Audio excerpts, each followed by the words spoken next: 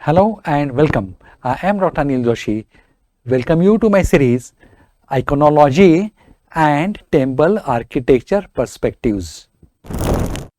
Pampa Sarovar has got its own importance in Hampi. Though there are a lot of places to see, there are a lot of man-made things. There are certain things which are natural.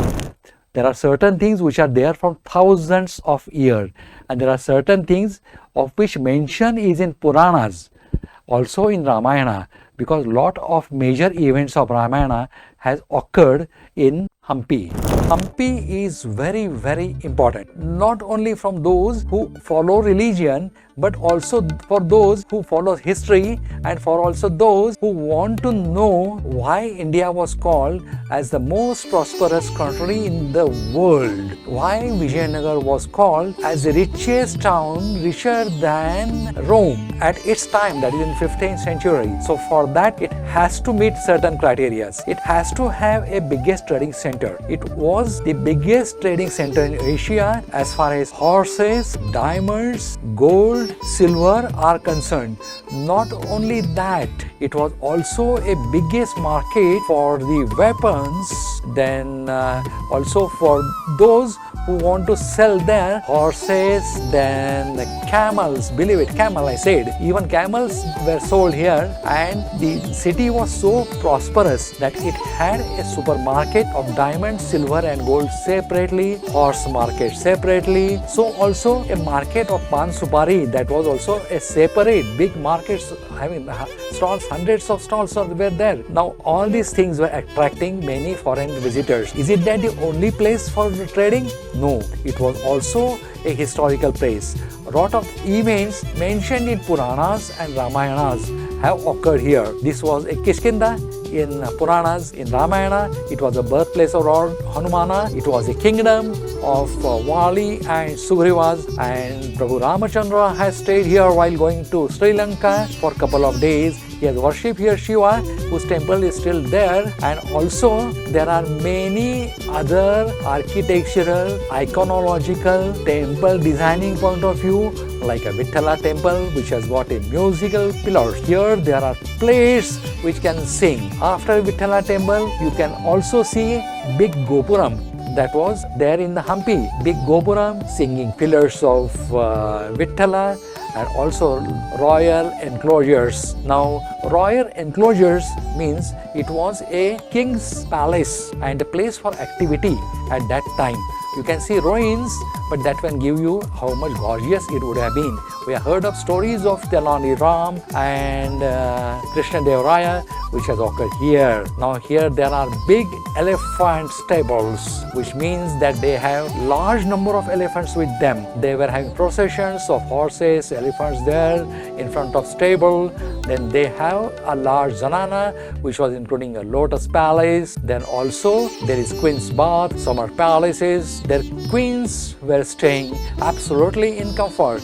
And what kings were doing? Every day morning they were going for war exercises. That was in front of elephant stable, where they had teachers right from Mongolia. So they are learning all arts of war here. And you can also see certain pushpakaranis, that is wells, the designing of which is at such a geometry and with such a preciseness that you will be just stunned looking at it. And believe it, it was constructed in a very short time. Go anywhere in the town, you will find a Gopuram of Virupaksha temple. Go anywhere in town, you will see hills of the Matinga hills, then Hanuman birthplace, that is Anjanadri hills. So also many temples, many supermarkets. So do visit Hampi after a brief idea. Main aim of our series is to give you a brief idea about multiple monuments. However, that is not possible to cover in one lecture. Therefore, we have got multiple lectures. Stay tuned to us, see our multiple videos, subscribe to us and enjoy the wealth of knowledge and know why India was the most powerful, why Vijayanagara Samrajya was most powerful, why it was the largest supermarket, why it was attracting tourists all throughout, and what was the technological advances. Let's get going to each topic. Now out of the two, that is the Pampa Sarovar we are going to see first right now. We'll see it in detail why it is called as important, and also we'll go to Shabari Gufa, which is immediately next to it. Both are near each other. Once you go there, they are adjacent to each other. So first we'll take which was ancient, which was mentioned in Puranas and what has got a religious importance. So that is a Pampa Sarovar. It is in the Koppal district near Hampi, the south of the Tungabhadra river, and considered as sacred by Hindus, and is one of the most important Sarovar as far as Hinduism is concerned. According to Hindu theology, there are 5 sacred lakes collectively called as Pancha Sarovara. Now, which are the Pancha Sarovara? Bindu Sarovar, Narayan Sarovar, Pampa Sarovar and Pushkar Sarovar. So these are the Sarovaras which are frequently visited. That's why you get here a lot of people from all over India. It is holy and it is important for people. Some believes that they should visit all these Sarovaras.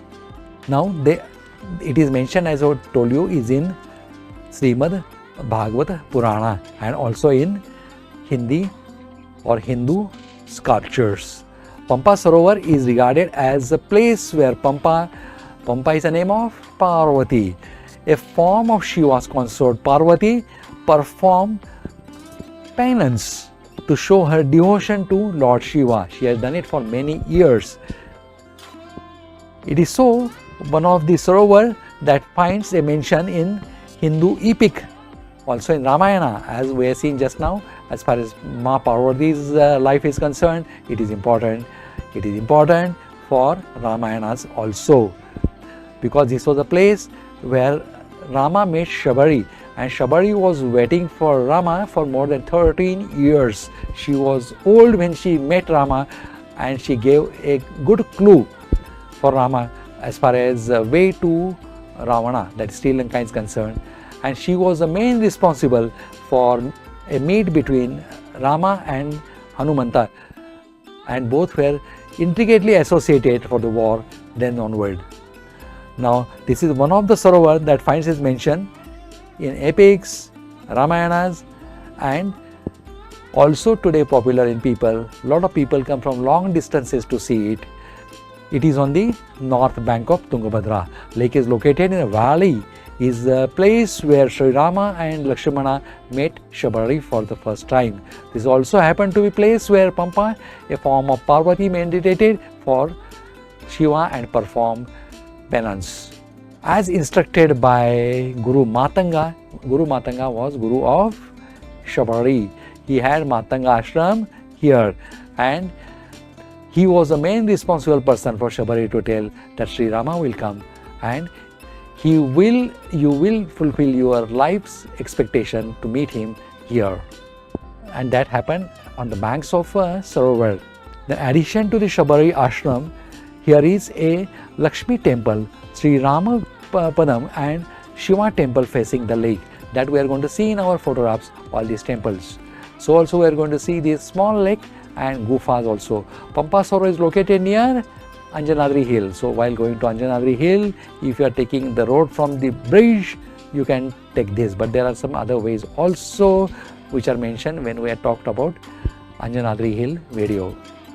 From foothills of the Anjanadri Hill, Anjaneya, Anjanadri or Anjana, all are name of same hill, located about a kilometer north to the main road, and you can even spot, you can see it, the way, and you can hear the chanting of Sri Rama by the people who are going to the Anjanadri Hill. This unpaved path leads towards the Pampa Sarovar, tracing the ridge of the rocky hill.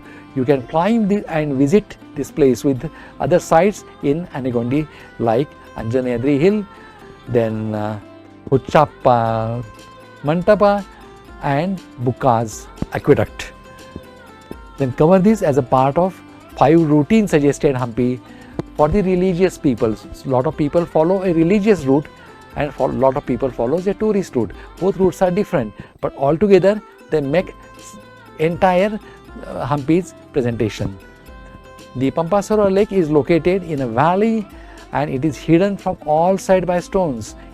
Then it is very near to the Anjanadri hill, and many people make the trip of boat together, provided you are taking a path from the bridge. Otherwise, there is some other ways also. The lake is filled with lotuses. That is earlier description, but when we saw, it was not there, and really pictures when the flower blooms. There is a Lakshmi temple, yes, we saw it, as well as Shiva temple facing the pond. The next to the pond, under the mango tree, stands a small Ganesha shrine. In the Ramayana, Pampa Sarovar is mentioned as the place where Shabari, she waited for many years, and almost after Rama was in during his Vanavasa, he met her. Then they had some discussions together as to how to reach Sri Lanka, and Lord Hanumana also joined them, and this all happened in the Rishi Matanga's ashram. That is a place where the worship was going on, where teaching was going on, and where the young boys were learning all rituals. The pond and the shrine are located in the scheduled valley, hidden by the bolsters, big rock stones, and the pond is rectangular in shape, is usually filled edge to edge by the floating lotuses, but when we went, it was not there. The whitewashed shrine is located right next to the pond. This is the functioning temple, and idol worship are the Lord Shiva and his consort Parvati, that is Pampa.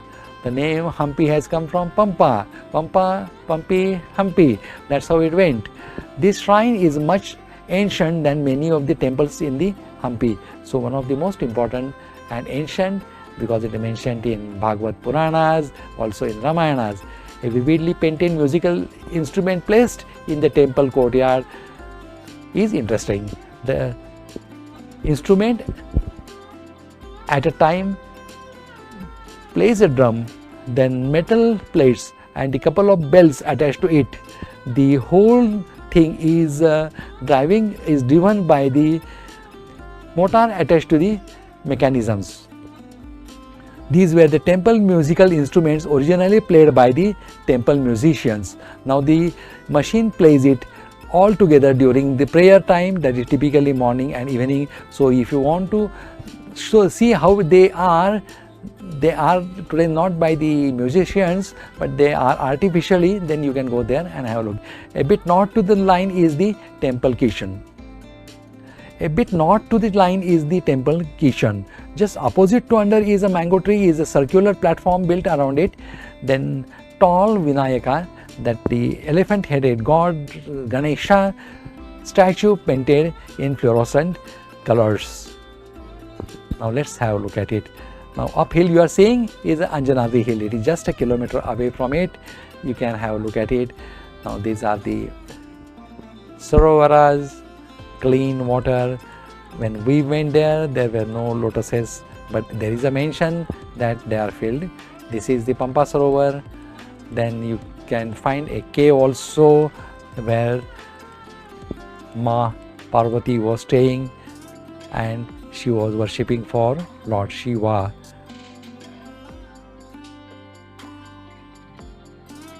The site is very nice, very beautiful, and this is the cave. It's naturally cave.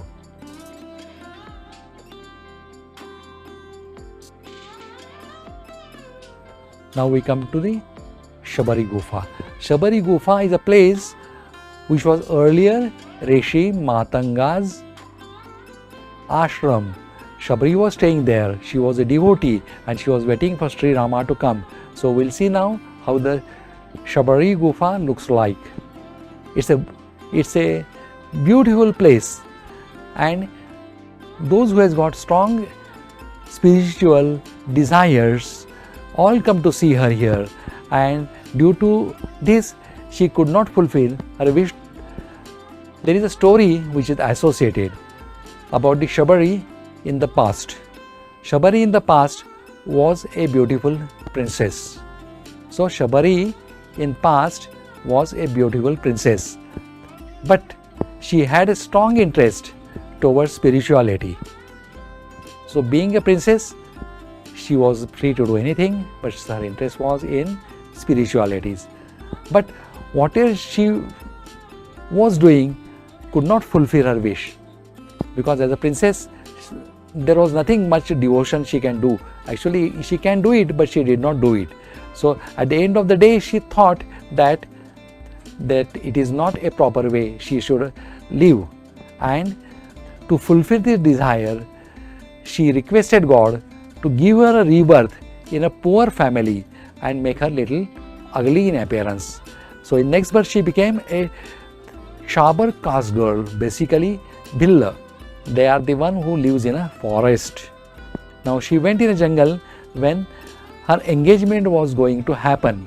She did not like it, she did not want it, and she spent her full time in Matanga Rishi's ashram, worshipping the Rishi, then doing some ashram work like keeping it neat and tidy. So everybody was happy, even Rishi Matanga was happy. He thought she is really a sincere worker, and then he accepted her as a student and he gave all the rituals and education to her. A pious devotee of Rama. Her main devotee, she was a pious devotee of Rama, and she was praying every day that she wanted to see Rama. She lived in the ashram after Guru Matanga left. Now 13 years passed. She was just waiting every day that Sri Rama will come and that will fulfill her life's achievement. Now she proceeded to feed Rama when he came. So ultimately a day came when Rama came. Shabari gave him the berries, or you can call in local language as boar. So she gave him boar. Then Ram and Lakshman both were very happy. They were touched with her hospitality, and they were touched with her sincerity and devotion towards Rama and Lakshman. So both of them bowed to her feet. So though Ram was God, he was a very, very polite person, and when he see devotee like Shabari, he has touched her feet. Then they narrated to her that the incidents of Sita's kidnapping.